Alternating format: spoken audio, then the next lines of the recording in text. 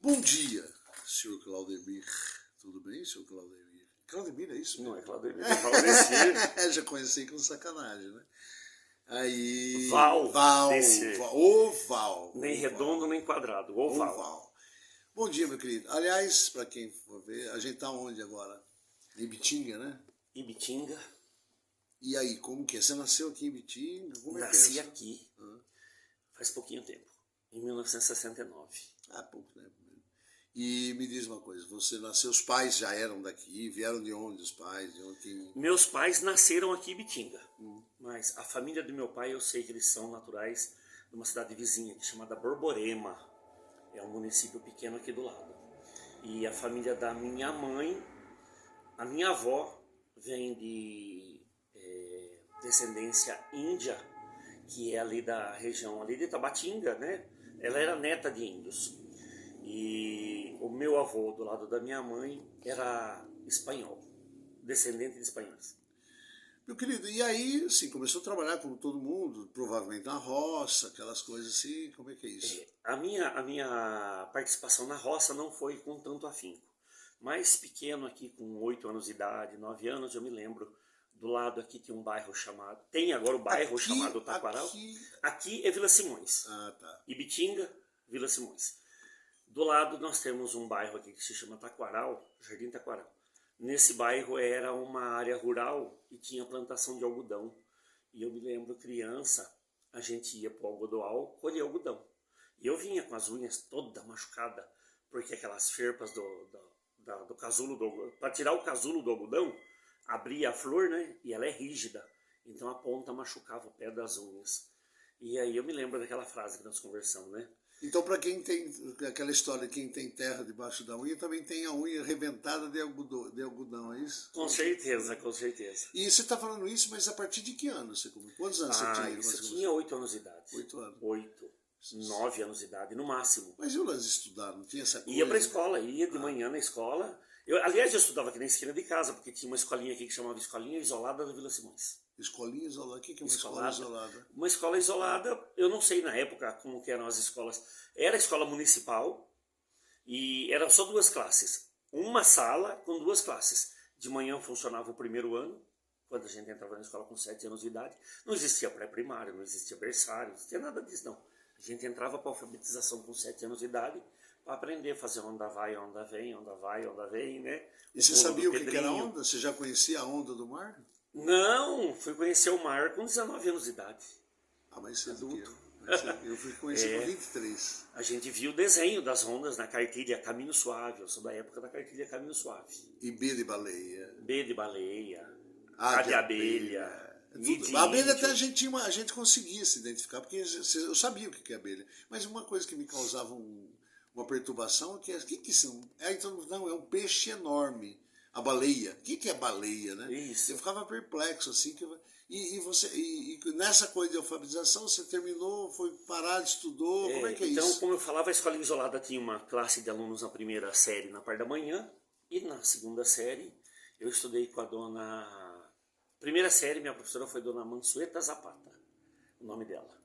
E a segunda série fiz com a dona Lourdes Menegues, que é irmã dos proprietários da Padaria Moderna, a padaria mais antiga de Ibitinga. Aliás, uma delícia. Muito top, muito top. E conheci o filho. E a dona... O Clayson, o proprietário de lá. Isso. E a dona Lourdes Menegues está viva ainda. Há pouco tempo eu a vi. Infelizmente a dona Mansueta já não está mais nesse mundo. Mas a dona Lourdes sim. E olha só que incrível, como tinha uma relação de família. Porque o meu pai era padeiro da Padaria Moderna, ele entregava pão. De carrinho. Como que? Não, de carrinho. De carrinho tipo sorveteiro? Não, com cavalo. Era um carrinho acoplado. É uma carroça só que fechada para entregar pão, né? Meu pai era padeiro lá da Padaria Moderna. Então havia uma amizade da família. E aí eu me lembro que a gente ia no sítio buscar manga, época de manga, né? Daqui de casa até o sítio da dona Lourdes Menegues são 5 quilômetros. Aqui no caminho para Santana. E aí, eu gostava muito da dona Lourdes. Quando foi para entrar na escola, eu não queria ir no primeiro ano com a dona Mansueta. Eu queria estudar com a dona Lourdes. Mas a primeira semana, então, ela deixou eu na sala dela, para eu poder me familiarizar com a escola. Depois eu passei para o período da manhã e aceitei ficar com a dona Mansueta. Aí passava a manhã na escola, à tarde? Aí passava a manhã na escola e à tarde Algodão, Ajudava, laranja, ajudava o que mãe. tiver. Só algodão. A minha experiência de roça foi algodão. Tá. Colheita de algodão. e por Porque era aqui do lado de casa, né? E a mãe levava porque ela tinha que trabalhar e a gente podia ir junto. E eu me lembro bem, a gente só era remunerado se conseguisse atingir uma arroba de colheita. E era muito difícil isso? É difícil porque o algodão é leve, né? Para Uma você arroba, nossa, uma arroba, caraca. algodão é agora caiu leve. a ficha, é verdade. Então, para quem não sabe, uma arroba corresponde a 15 quilos. Caraca, velho. Então, para eu apanhar 15 quilos de algodão, eu tinha que socar na embalagem. Apanhava o algodão e punha, apanhava o algodão e punha. Então, às vezes, um saco enorme, que é da minha altura. Imagina eu, pirralho, com 8, 9 anos de idade, e um saco de algodão do meu lado. Né? Da altura da minha mãe, o saco de algodão, e eu, pirralho. Então, ela socava o algodão, compactava, até dar 15 quilos de algodão. Era o dia inteiro, às vezes, para ganhar uma arroba de algodão. Pois é, e me chama a atenção que isso continua. Inclusive, porque Sim, na cana sim, tem um professor, o professor Chiquinho, que trabalha com ergonometria, essa coisa de economia e ergonometria também junto uma coisa com a outra. E ele estava me dizendo recentemente que a condição de um cortador de cana hoje é pior do que é pior, não dá para comparar e nem precisa comparar, mas do que um escravo no século XVIII. Ele fala, porque um cortador de cana hoje, na atualidade, tem que cortar cerca de 14 ou 15 toneladas de cana para conseguir receber um salário desse, enfim, que não é nem decente, que consiga pagar até almoço, enfim, é mais ou menos esse sobrevivência. Ou seja, continuamos mesmos, né? Sim, não mudou. E vivemos como os nossos. Isso. Bom, e nisso, não, aí você cresceu. Bom, isso eu cresci, mas aí em seguida do algodoal, né, da época, porque era safra, né? Então não era todo dia que tinha algodão para colher, era um período da colheita só. Mas aqui em casa nós temos um terreno grande. Aqui eram 4 lotes que meu pai tinha comprado. E minha mãe sempre foi de plantar alguma coisa. Então eu me lembro do quintal nosso aqui, tinha pé de quiabo, pé de tangerina, pé de limão, bananeira, mandioca, tinha os canteiros de horta. E nós tínhamos o carrinho de mão, a famosa carriola, né, que a gente chama. E a minha mãe colhia uns limões, colhia uma rúcula. Continua, faz parte do meu show, vai. Minha mãe colhia as coisas do quintal aqui, e aí ela colocava na carriola, no carrinho de mão, para eu vender os massinhos de verdura na rua, ou saquinhos com a quantidade de limão, ela já deixava pesado. Tinha aquela balança de braço que falava, né?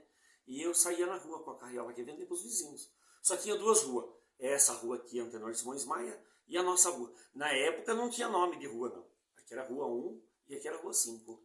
Que, aliás, você falou que a frente da sua casa que era cafezal, né? Isso, do outro lado da rua, que era a área rural. Aqui era a última rua da cidade, né? Tá. E agora isso aqui virou uma imensidão, tem mais 12 bairros para cá.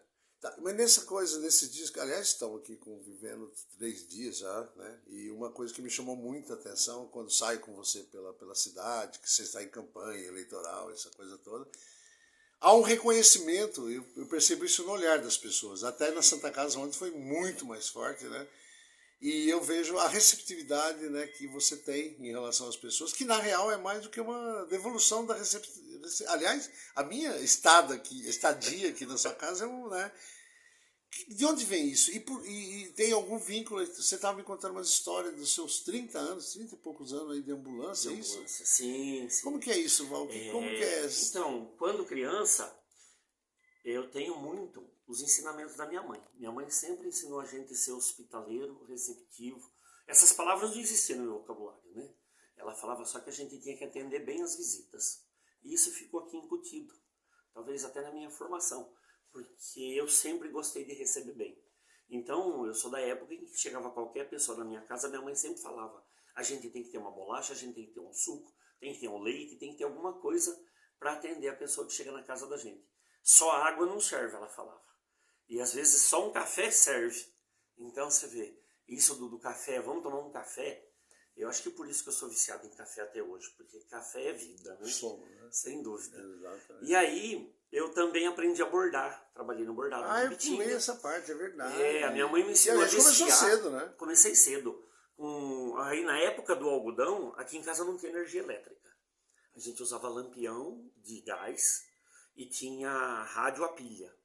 E na época minha mãe desfiava o linho para fazer o crivo e ela ouvia radionovela no rádio. Ah, Dom Rafael, eu vi ali na esquina. Isso. E assim, eu era muito pequeno. Lembra disso? Né? Eu não lembro essa aliás, fase não. A gente tem uma diferença aí, mas era a música de abertura do... Bom, enfim. E aí eu ouvi a radionovela do lado da minha mãe me ensinou a desfiar o linho, ou 4x4 ou 3x3, mas esse é um vocabulário que só na prática é que a gente vai poder ver, né? E a gente ouvia a radionovela e eu falava para minha mãe, como que tem cavalo dentro dessa caixa de madeira? Porque o rádio era um rádio sonante, aqueles que tinham o dial de botãozão para girar, né? E aí ela dava com certeza risada, era de válvula, né? Porque não tinha energia. Era válvula, era bateria bateria Rayovac, né? Pilhas Rayovac. Quem comprava Eveready era só rico, né? A Rayovac era mais popular. E aí, então, essa foi, assim, infância. Muitas boas lembranças de infância, inclusive dessa casa aqui, que ela era uma casinha bem mais humilde. Continua humilde até hoje. Mas a minha mãe sempre ensinou a receber bem, enfim. E depois eu sonhava ser motorista. Eu brincava com as tampas de panela da minha mãe, vivia entortando as tampas de panela dela aqui. Ou então, quando eu comprei minha bicicletinha, eu deitava a bicicleta no chão, virava o guidão para o guidão ficar em pé e a roda dianteira ficar livre. Eu sentava debaixo da roda e fazia que era o volante do caminhão. Fazia o barulho com a boca, entortava fazendo curva, aquela coisa de moleque mesmo, né? E como que era o barulho? É o freio, né? Olha você, Elvio, para me arrancar isso agora. Olha a minha altura dos 55 anos de idade, eu pagando esse mico. Mas você trocava marcha? Como que tinha outro? Olha. Não, tem um pedaço de madeira. Eu fazia um buraco no chão, enfiava um cabo de vassoura quebrado e ficava maleável ali para mudar de marcha o câmbio do caminhão ainda. Jamais eu sabia como é que era dirigir, né? Mas ainda voltando um pouco antes do motorista, essa história sua com abordar, você tem uma relação com a Cássia, inclusive, ali. Sim. Vocês fundaram o sindicato, como que é isso? Foi uma história nesse período que eu aprendi a bordar. Então, passando do desfiado, na maquininha de costura eu aprendi a crivar, mas eu achava que era tudo muito demorado, porque o trabalho artesanal é lento, é demorado. E eu sempre fui assim ligado a 220, né?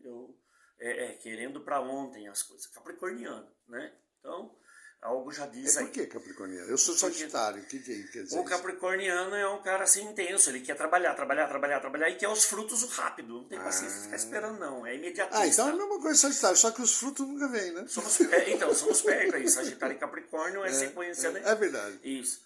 E aí, eu aprendi a bordar, porque a máquina de bordar era ultra, mega rápida. Hoje elas são supersônicas, né? São máquinas computadorizadas muito além da máquina de bordar. Um dia vocês vão poder ter, aliás, visitem depois aí minhas redes sociais, vocês vão ver eu bordando em máquina industrial. E aí eu aprendi a bordar. Nessa de aprender a bordar, eu frequentei a escolinha da Singer, aqui em Bitinga, e depois fui trabalhar num salãozinho para acabar de aperfeiçoar, porque é igual a autoescola. Você vai para a autoescola, aprende a ligar o carro, mudar de marcha e conduzir o carro. Mas o macete mesmo de dirigir você pega depois na prática. E assim foi bordado. Eu aprendi o básico, depois fui para o salão. No salão conheci a Cássia Buffelli, que está ainda hoje na diretoria do sindicato, mas naquele tempo a gente era criança, né? Com 16 anos de idade, 15, 16 Caraca. anos. Não se falava em adolescência, né? A gente falava que era criança ainda. E nós aprendemos, treinamos a acabar de bordar juntos. Então o bordado, esse bordado aqui, o bordado tradicional de Ibitinga, que aliás já tem aqui nesse suplá, né? Aliás, joguinho americano. Tem aqui nesse joguinho americano uma amostra. O que você chamou de quê? É um supply esse aqui. Supply? Supply. O supply é apoio de prato para alimentação, né? Alguns chamam de jogo americano. E aí a gente aperfeiçoou o nosso bordado. Mas era uma época que nós éramos artesãos. Nós não éramos profissionais trabalhadores. Fazia artesanato, era artesão. E artesão sem um reconhecimento profissional, sem registro, sem uma carteira de trabalho, sem direitos trabalhistas, com remuneração mínima daquela peça produzida. E aí nós nos revoltamos, né? Então acho que a gente já nasceu revoltado. E aí nós nos unimos, porque a Cássia já era estudante de faculdade. Temos aí uma pequena diferença de idade de 2, 3 anos, e a Cássia já frequentava o curso de comunicação social em Bauru. E ela tinha como final de curso a proposta de fazer um trabalho... Uma monografia. Uma monografia, o trabalho de final de curso dela, junto com a Joseneide de Camargo, que era colega dela de turma. E aí, por sermos bordadores, né, elas bordadeiras, eu bordador, no salão, elas tiveram a ideia de falar sobre o movimento das mulheres bordadeiras de Ibitinga. porque isso despertou nos professores da faculdade o interesse em conhecer como era a vida dessa comunidade de Ibitinga que vivia dessa forma.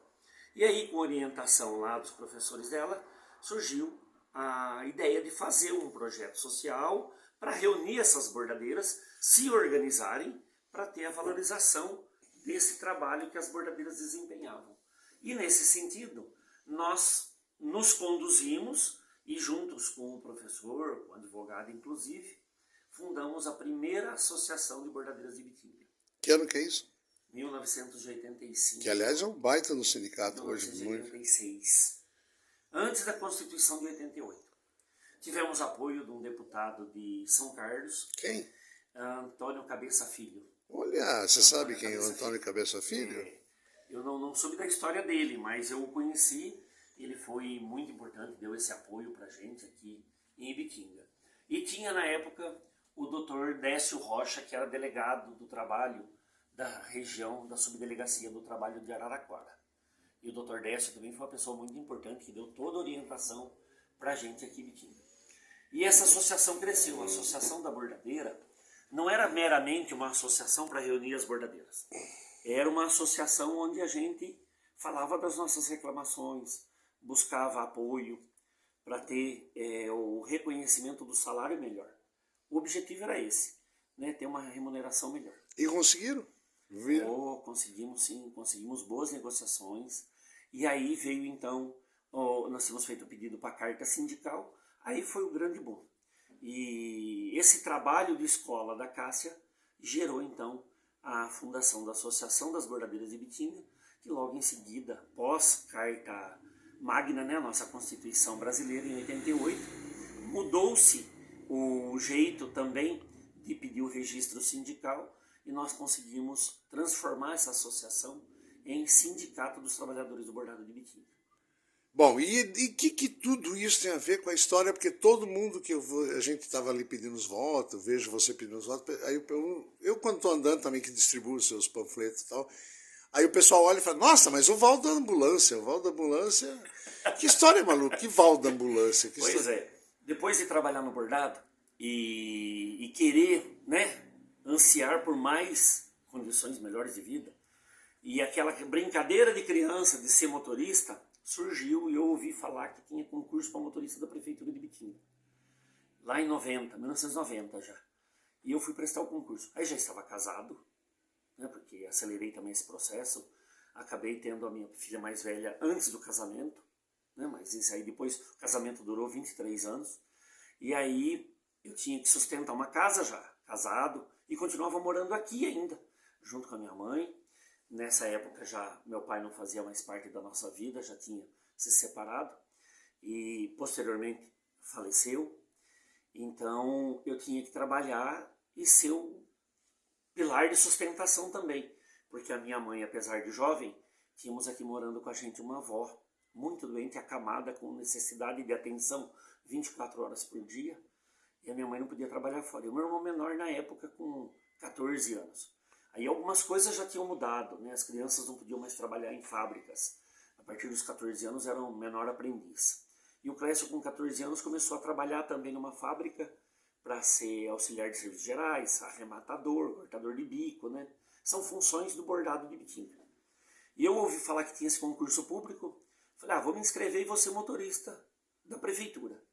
E prestei o concurso e passei, graças a Deus. Quando eu fui chamado, eu recebi a cartinha, aí chegou a carta, chegou a sua carta, a convocação para você ser motorista. Nossa, eu fui lá como se tivesse ganhado um prêmio da Mega Sena, né? Chegando lá, a menina do RH, desculpem, não, é para fazer. Aqui. Isso aqui não tem, isso aqui não é aquelas coisas que tem filtro, né? Isso aqui é outra pegada. Digamos que é uma entrevista orgânica, já que são cheios de nome, né? E aí eu cheguei, ela me lembra até hoje. E ela vai me matar, mas eu vou falar o nome dela aqui, a Simone Pequim. Tivemos uma amizade espontânea, instantânea, na hora. Ela muito sorridente, muito simpática, me atendeu no balcão de RH da prefeitura.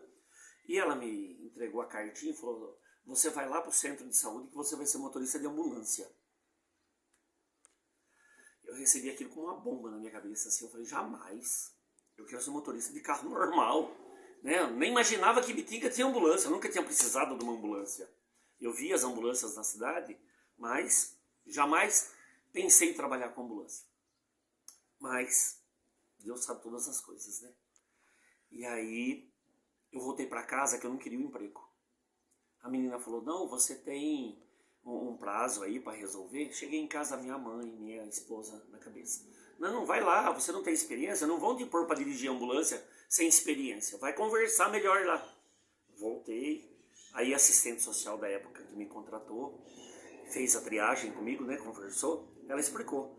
Eu iniciaria trabalhando com uma Kombi de passageiros, então eu transportaria pessoas de Ibitinga para outro município para tratamento pós gravidade ou cirurgia, para hemodiálise inclusive, e para Jaú com retornos de oncologia.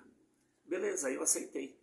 Isso foi dia 15 de julho de 1991. Meu primeiro dia de trabalho foi dia 16 de julho. No dia 15 eu fui chamado, fui lá, conversei, e ela me deu a chave de uma Kombi, me deu o documento e falou, amanhã, 5h30 da manhã, você sai da sua casa, embarca os passageiros e vai trabalhar, vai viajar. Eita, e foi aquela foram glória. 30 anos. 30 anos. 4 Agora, anos de Kombi, depois eu passei para eu não sei se eu posso falar isso aqui, mas assim, o que me chamou a atenção nessa brincadeira, assim, nós não vamos contar os detalhes, mas enfim, é necessário aí um dia, talvez, quem sabe, um dia, daquela coisa. Você conseguiu não, você acabou transformando a ambulância, que para você no primeiro momento foi uma coisa chocante, que eu jamais também saberia se transformou numa cegonha. Que doideira, né, velho? Aí se transformou numa cegonha e trouxe uma criança, você tem uma filha, né? Que você conseguiu, na verdade, você que foi a cegonha da chegada dessa criança. Nós não vamos falar de detalhes, mas tenta resumir rapidamente o que é a história. Foi. Nessa trajetória minha de vida, eu participei da vida de muita gente. Eu costumo dizer que eu tinha uma autorização pré-datada para entrar na vida das pessoas, porque a gente entra na casa da pessoa, pega a pessoa no colo, às vezes põe na maca da ambulância, leva, põe na cadeira de roda, traz de volta, coloca em casa, né? Então a gente cria um laço de convivência com as pessoas. E era uma cidade bem pequena, né? Ibitinga cresceu muito nesses últimos 30 anos e a gente conhecia todos os pacientes conheciam a gente, né? Ah, é o motorista da ambulância. De certa forma era alguém que se destacava na cidade, porque nós éramos só em 4 motoristas na época. Eu fui o 5º que foi chamado depois, vieram outros motoristas e hoje são 21 motoristas lá na rede. Mas enfim, essa história da cegonha é um dos fatos mais brilhantes e emocionantes da minha carreira. Já engoli aqui. Mas fica tranquilo. Era uma paciente que eu levava para Jaú para fazer tratamento oncológico, mas isso já no ano de 96. E começo de 97. Dezembro de 96, o primeiro contato com essa paciente. Depois, fevereiro de 97, março. E ela estava muito mal. Ela estava num tratamento seríssimo por causa da leucemia que ela tinha. E grávida, gestante. Resumindo, foi encaminhada para fazer um aborto em Botucatu, na Unesp de Botucatu. E eu levei. Então internou e eu voltei para casa, comentei com a minha esposa, falei, olha, hoje foi um dia péssimo, estou me sentindo mal pra caramba. Levei uma paciente para fazer um aborto, para interromper a gestação, porque é uma gravidez de risco, e a mãe está muito mal, muito grave, não vai sobreviver, o médico já desenganou. E aí morreu o assunto, não se falou mais disso. Paralelo a tudo isso, há 4 anos desse episódio para trás, eu e a minha esposa estávamos tentando a adoção de um 2º filho. Porque nós já tínhamos a Giovana, filha natural, biológica, mas optamos por uma adoção porque tínhamos um consenso de que a gente poderia adotar uma criança. E veio a calhar essa história, então, do 2º filho.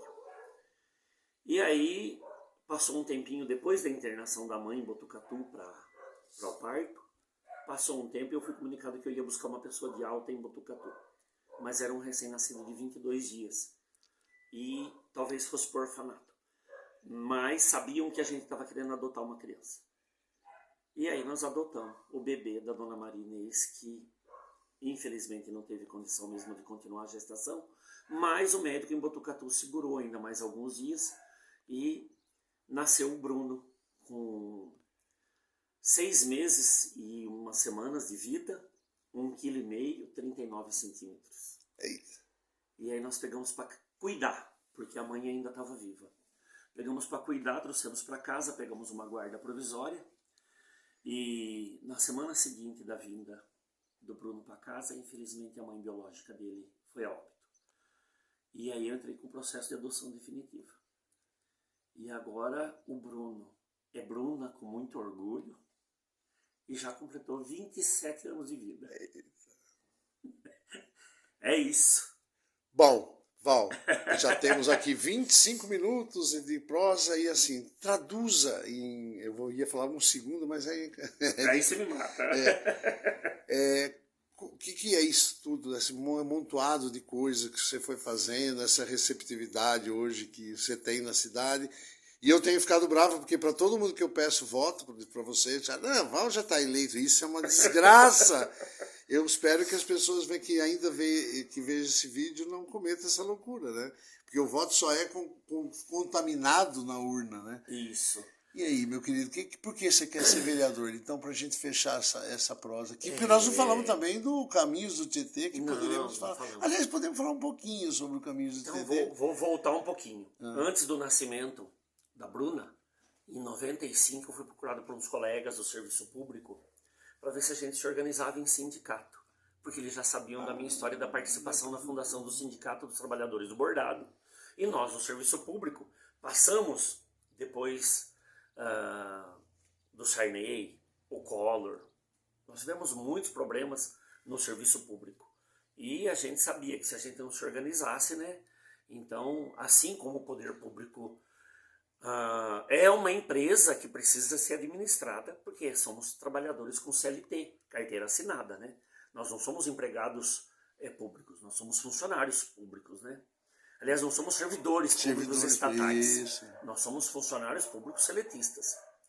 Então nós fundamos o sindicato Sindiserve, que está aí até hoje, tem uma brilhante diretoria atuando, e eu tenho muito orgulho de carregar esse, como é que fala? Não é responsabilidade, eu tenho muito orgulho de ter feito parte da fundação desses 2 sindicatos na nossa cidade. São 3 na cidade, é o Sindicato dos Trabalhadores Rurais, o Sindicato dos Trabalhadores do Bordado e o Sindicato dos Servidores Públicos Municipais de Bitinga. E fiz parte da fundação de 2 deles. E então aí eu fiquei bastante conhecido na cidade e sempre trabalhando com esse carinho de atender bem as pessoas, que eu trazia isso da minha mãe. E porque eu me colocava no lugar do cidadão. Se eu estou doente, estou convalescente e preciso de ajuda, eu preciso que alguém me ajude. Então eu me dedicava a ajudar essas pessoas. E chegava nos destinos, Araraquara, Jaú, Bauru, Ribeirão, eu ia lá no balcão de atendimento e falava, por que está demorando para atender meu paciente? Meu paciente está mal, está assim, assim, assim, assim. Isso me gerou uma gastrite, porque eu puxava para mim toda a responsabilidade dos pacientes. Até que o médico falou para mim, não é problema teu. Você é o motorista da ambulância, você leva o passageiro, cada um vai passar aquilo que tiver que passar. E aí, então, eu passei a melhorar um pouquinho e entender que eu estava ali para servir, para atender e dar o meu melhor com o melhor que eu tenho, né? Igual fala o Mário Sérgio Cortella, fazer o melhor com o que eu tenho enquanto eu não posso fazer melhor, né? E assim foi. Eu sempre, não vou aqui me cobrir, né? No manto sagrado que não é meu feitio. Mas atendi bem a população. Sempre ofereci aquilo que eu queria para mim. A gente, se fosse isso aqui, geralmente quando é uma tese em academia, nas faculdades, etc. Então as pessoas têm mania tem mania não, faz parte da tese citar as referências. De onde você tirou tudo isso, as referências bibliográficas. Você falou várias vezes a principal autora, a principal escritora, a principal intelectual da tua vida, só que você não citou o nome dela até agora. Né? Como que é o nome da sua mãe? Exatamente. Minha mãe chamava-se Carmelinda de Oliveira da Silva. Carmelinda Oliveira da Silva. Carmelinda. Eu conheci Carmelita, eu conheci Carmen, né?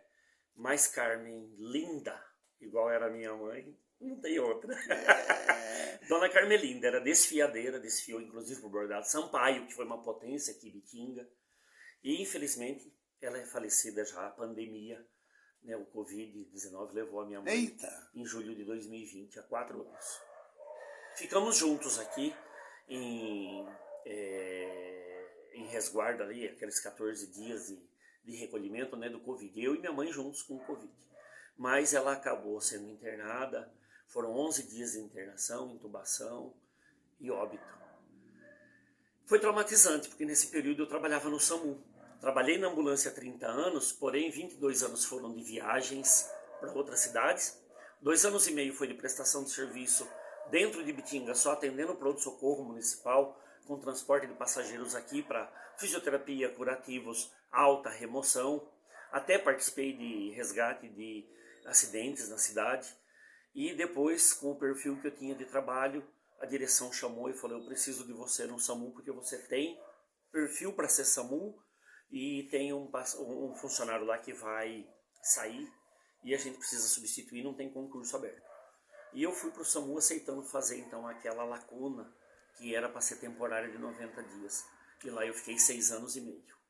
Olha, é uma pena que eu não te conhecia antes, porque assim, se eu tivesse que desenhar, fazer alguma coisa assim para você na campanha, eu não sei porque não tem até agora, na verdade a imagem da tua campanha seria uma ambulância. Porque ao mesmo tempo que ela te trouxe a filha, ela te levou a mãe, enfim, você acompanhou tudo isso, a ambulância na tua vida é uma história muito forte. Né? A ambulância é uma experiência de vida que leva a gente a emoções do zero ao batimento cardíaco extremo em fração de segundos, porque isso tanto se aplica para alegria quanto para tristeza.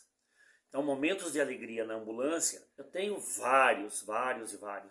Até tenho alguns rascunhos que eu gostaria de escrever um dia, Memórias do Motorista de Ambulância. Ou, sei lá como vai chamar esse livro, talvez A Vida Vista de Dentro de uma Ambulância.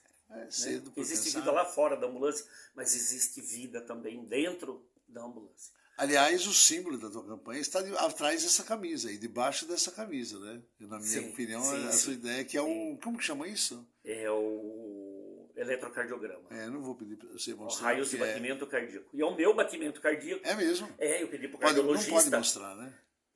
Pode, lógico que eu pode. Eu pedi ao meu cardiologista para que me desse o traço aonde mostrava que o meu coração estava bom. Então você cravou ali, porque se o coração tivesse alguma dúvida, ele é só olhar ali na parede e já estava pichado. Mas isso já faz algum tempo. Aí ainda o tatuador falou, mas e quando isso daqui tiver fora do ritmo? Eu falei, aí a gente coloca um encefalograma, porque aí vai ser aquele louco, assim a gente cobre isso. Bota na testa, encefalograma. Então, encerrei minha vida de motorista de ambulância em 2021, em janeiro de 2021. Agora, uma aposentadoria precoce na idade, porém com o dever cumprido com 30 anos de casa. Desculpa, mas vou discordar completamente, porque nesses 4 dias que eu estou contigo, você transformou o seu carro, os seus carros, que cada dia parece um carro diferente, tudo em ambulância, na verdade. Tudo que não tem aquelas coisas, mas tudo ambulância. Eu saí da vida da ambulância, mas a vida da ambulância não sai de mim, porque eu presto serviço hoje como motorista particular, com meu carro ou com o carro do cliente, e levo muita gente para os hospitais da região. Porque eles buscam como referência o meu trabalho da ambulância e a confiança na estrada, a confiança no atendimento, o meu jeito de tratar as pessoas, esperar entrar no carro, abrir a porta, acomodar no banco, abaixar o banco, colocar um travesseiro. Enfim, eu sei que eu estou aqui fazendo uma propaganda minha que eu talvez não esteja conseguindo passar. Você está maturando uma coisa que surgiu numa conversa ontem à noite, eu como artista aqui da cidade, que na verdade ela tem uma relação que não foi de ambulância, mas foi salvar a vida dela também. Ela pode ser, inclusive, contribuir muito. Eu tenho feito muito desse trabalho também. Eu faço motorista particular e executivo, levo pessoas para aeroportos, busco, levo para velórios, levo para despacho, né, de trabalhos de religiões e matrizes africanas.